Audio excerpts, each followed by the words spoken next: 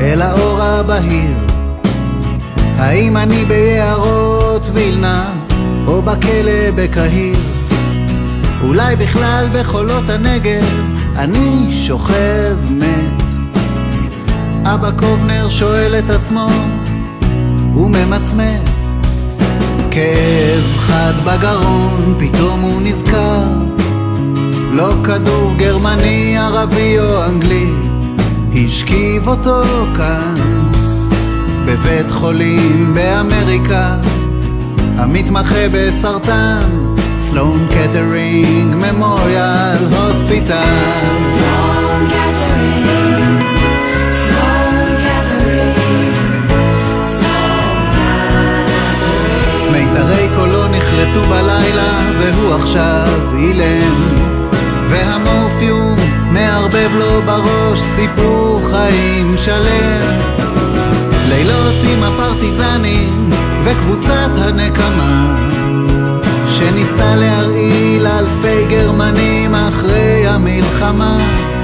הוא מבקש מאשתו עיפרון ובלוק, גם כשקובנר אילם המילים שלו ממריאות רחוק, ואני קורא אותן שנים אחרי מותו בספר השירים הזה ששמו סלון קטרינג, סלון קטרינג, סלון קטרינג.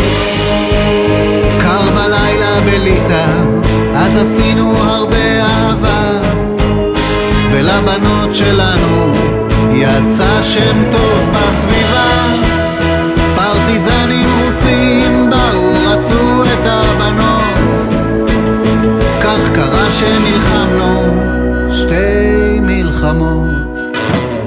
אני סוגר את הספר, קורא בעיתון כותרות, חיילת מביטה בי בעיניים נבערות, מאחוריה כפות איש מבוגר והיא לא מתביישת להצטלם איתו, להעלות את זה לרשת. אני שואל אותך, אבא קובנר, יהודי ענק, האם הוצאת אותי מהשטטל כדי שאהיה לקוזק?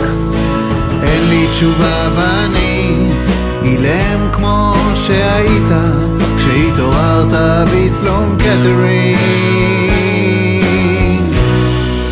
וחרש בכית. סלון קטרינג.